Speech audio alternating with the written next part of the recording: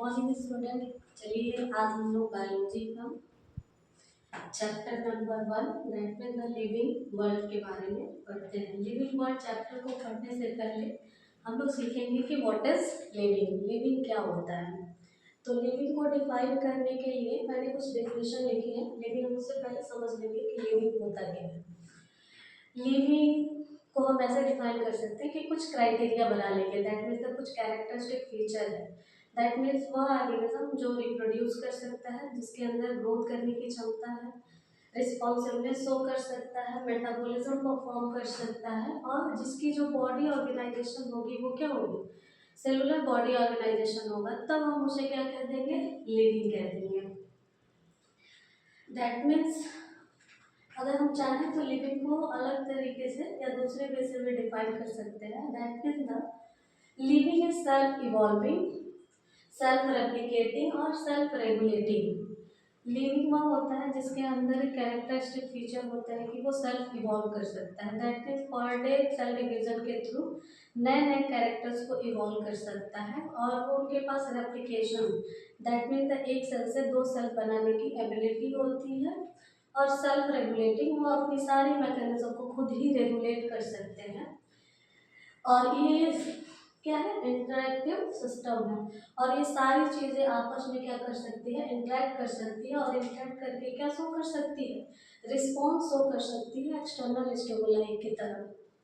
External stimuli क्या है, environment में अगर कोई भी चेंज होता है तो उस चेंज के अकॉर्डिंग अगर उसके प्रति हमारी बॉडी क्या करे, रिस्पॉन्स शो करे, तो उसे हम लोग क्या कहेंगे, रिस्पॉन्स बोलेंगे।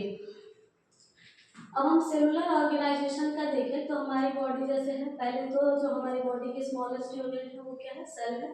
फिर कई सारी सिमिलर सेल्स आपस में कंबाइन होती है तो हमारे पास क्या बनता है, टिश्यू। फिर बहुत सारे टिश्यू आपस में ऑर्गेनाइज होते हैं तो ऑर्गन।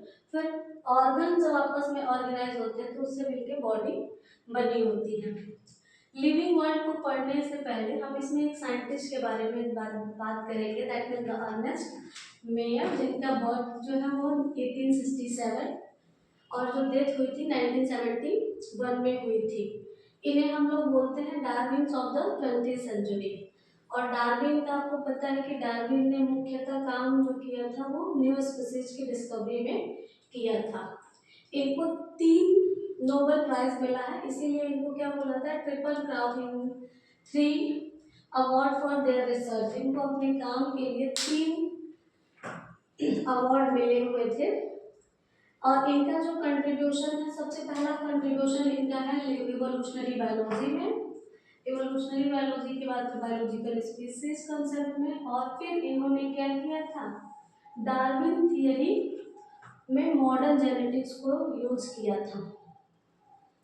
अब हम लोग बात करेंगे कि diversity in living organism. Living organism में डाइवर्सिटी क्या होती है। डाइवर्सिटी को डिफाइन करने के लिए अगर हम अपने चारों तरफ देखें तो हमारे चारों तरफ different types of plant species, animal species पाई जाती हैं। उन सबको कंबाइनली हम लोग क्या बोलते हैं, बायोडाइवर्सिटी। बायो मतलब क्या होता है, लिविंग, और डाइवर्सिटी का मतलब होता है different species, different species. That means earth के ऊपर पाए जाने वाले डिफरेंट स्पीसीज को कंबाइनली हम लोग क्या बोलते हैं, बायोडाइवर्सिटी। जो टोटल बायोडाइवर्सिटी है वो अर्थ के ऊपर कितनी है, 7 मिलियन, और किसके अकॉर्डिंग, रॉबर्ट मी के प्रेडिक्शन के अकॉर्डिंग। अब 7 मिलियन में से कितनी ज़्यादा स्पीसीज डिस्कवर्ड है, तो 1.5 मिलियंस या फिर 1.7 टू 1 मिलियन, 8 मिलियन जो स्पीसीज है वो डिस्कवर्ड है। अभी इसके अकॉर्डिंग बहुत सारी स्पीसीज ऐसी हैं जिनको डिस्कवर करना बहुत ज़रूरी है। तो large number of species need to discover, बहुत ज़्यादा स्पीसीज को डिस्कवर करना ज़रूरी है ताकि हम उसे करेक्टली क्लासीफाई कर सकें और एक प्रॉपर उनको क्या दे सकें, नाम दे सकें। और इन सबको करने के लिए हमें बायोलॉजी की एक ब्रांच की ज़रूरत है। We require branch of biology, जिसकी हेल्प से हम लोग क्या कर सकते हैं, करेक्ट आइडेंटिफिकेशन, करेक्ट क्लासिफिकेशन कर सकते हैं, और उनका एक प्रॉपर नॉमेनक्लेचर कर सकते हैं।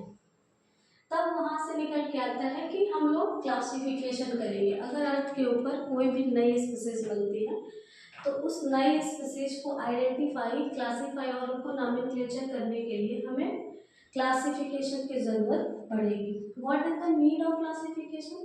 क्या नीड है क्लासिफिकेशन का? नीड ऑफ क्लासिफिकेशन को पढ़ने से पहले हमें ये जानना पड़ेगा कि व्हाट इज क्लासिफिकेशन। तो क्लासिफिकेशन क्या है? ग्रुप ऑफ ऑर्गेनिज्म को क्या करना, ऑब्जर्वेबल कैरेक्टर के आधार पे, कैरेक्टर के आधार पर सूटेबल कैटेगरी के अंदर रखना ही क्या कहलाता है? क्लासिफिकेशन कहलाता है। That means the group of organism on the basis of easily observable character into suitable character. Group of organism को उनके इजीली ऑब्जर्वेबल कैरेक्टर के आधार पे उनको प्रॉपर कैटेगरी में व्यवस्थित करना ही क्या कहलाता है? क्लासिफिकेशन कहलाता है। अब why we need the classification?